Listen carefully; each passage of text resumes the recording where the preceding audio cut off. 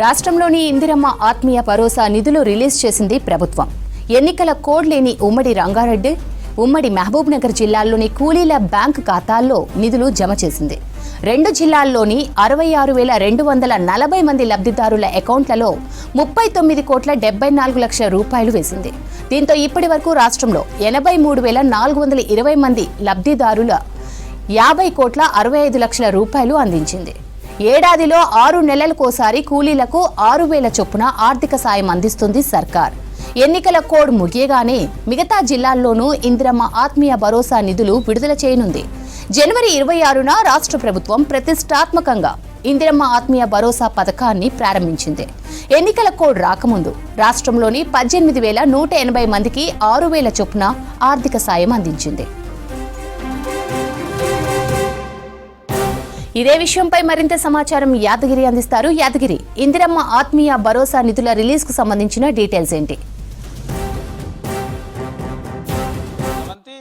ఎవరైతే ఈ భూమి లేని రైతు కూలీలు ఉంటారో ఈ రైతు కూలీలకు సంబంధించి ఈ ఇందిరమ్మ ఆత్మీయ భరోసా పేరుతోని సంవత్సరానికి 12,000 ఇస్తామని చెప్పేసి ప్రభుత్వం నిర్ణయించింది.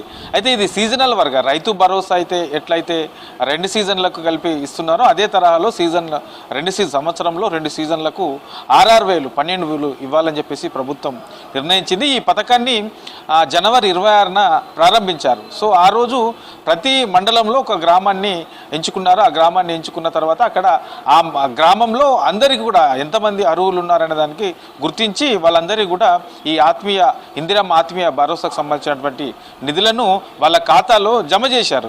సో ఇవల్ల ఇక శివరాత్రి కానుకనే చెప్పొచ్చు. ఎందుకంటే ఇప్పటికే దీన్ని ప్రభుత్వం ప్రకటించింది, ఆల్రెడీ ఇవ్వాలని చెప్పేసి నిర్ణయించింది. కానీ రాష్ట్రంలో ఎన్నికల కోడ్ ఎమ్మెల్సీ ఎన్నికల కోడ్ అమల్లో ఉన్నందు కారణంగా అన్ని జిల్లాల్లో ఇది వేయలేకపోతున్నారు. అయితే ఎన్నికల కోడ్ లేని జిల్లాలు ఏవైతే ఉన్నాయో ఆ జిల్లాలకు సంబంధించి రంగారెడ్డి, ఉమ్మడి రంగారెడ్డి, ఉమ్మడి మహబూబ్నగర్ జిల్లా. సో ఈ 2 జిల్లాలకు సంబంధించి మొత్తం ఉమ్మడి 2 జిల్లాలంటే ఇందులో మొత్తం కొత్త జిల్లాలతో కలిపి 8 జిల్లాలు ఇందులోకి వస్తాయి. కాబట్టి ఈ జిల్లాలో మొత్తం ఈ ఇందిరమ్మ ఆత్మీయ భరోసాకు సంబంధించినటువంటి రైతు కూలీలు ఎవరైతే ఉంటారో వాళ్ళకి సంబంధించి ఇవాళ కొద్దిసేపటి క్రితమే నిధులను వాళ్ళ ఖాతాలో ప్రభుత్వం జమ చేసింది. సో ఇప్పటి వరకు అంటే దీంట్లో మొదటి ఏదైతే మనం ఇందాక చెప్పుకున్నట్లు జనవరి 26న ప్రారంభించారు.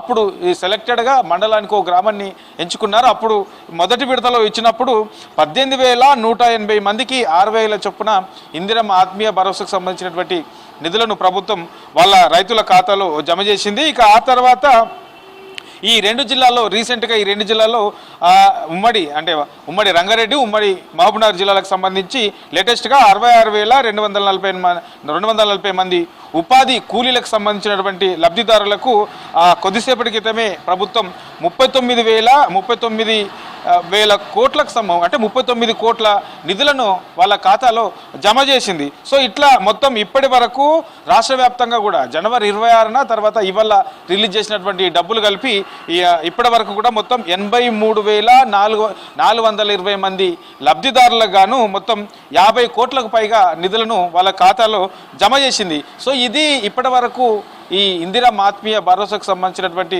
నిధులు ప్రభుత్వం వాళ్ళ ఖాతాలో జమ చేసినటువంటి ఇది సిచ్యువేషన్. అయితే దీనికి సంబంధించి ప్రభుత్వం ఏదైతే ముందు నుంచి కూడా చెప్తా ఉన్నదో చెప్పినట్లుగానే ఈ ఇందిరమ్మ ఆత్మీయ భరోసాకు సంబంధించి ఆల్రెడీ విధి విధానాలు ప్రకటించింది. ఆ నిబంధనల ప్రకారం ఎవరైతే అర్హులైతే ఉన్నారో అర్హులందరికీ కూడా ఈ జిల్లాల వారీగా అందరికీ కూడా నిధులు జమ చేస్తూ ఉన్నది. ఇక ఈ ఎమ్మెల్సీ కోడ్ ముగియగానే ఇంకా మిగతా జిల్లాలో కూడా 24 జిల్లాలు ఈ ఎమ్మెల్సీ కోడ్ అందుబాటులోకి ఉన్నటువంటి జిల్లాలు 24 జిల్లాలు ఉన్నాయి. సో ఆ జిల్లాలో కూడా ఈ కోడ్ ముగియనే విడతల వారీగా అక్కడ కూడా ఈ ఇందిరమ్మ ఆత్మీయ భరోసాకు సంబంధించినటువంటి నిధులు సీజన్ల వారీగా అంటే సీజన్కు 6,000 చొప్పున వాళ్ళకు ఇస్తున్నారు. కాబట్టి మిగతా 24 జిల్లాలకు సంబంధించిన వాళ్ళకు కూడా ఈ ఎన్నికల కోడ్ ముగియనే సీజన్కు 6,000 చొప్పున డైరెక్ట్గా ఏదైతే రైతు భరోసా డైరెక్ట్గా వాళ్ళ అకౌంట్లో వేస్తున్నారో అదే తరహాలో ఈ ఇందిరమ్మ ఆత్మీయ భరోసా సంబంధించినటువంటి నిధులు కూడా వాళ్ళ ఖాతాలో ఖాతాలో ప్రభుత్వం జమ చేస్తుంది. ఇక ఈ పథకం ఒకటే కాదు, సో మిగతా ఇందిరమ్మ ఇండ్లకు సంబంధించినటువంటి పథకానికి సంబంధించి కూడా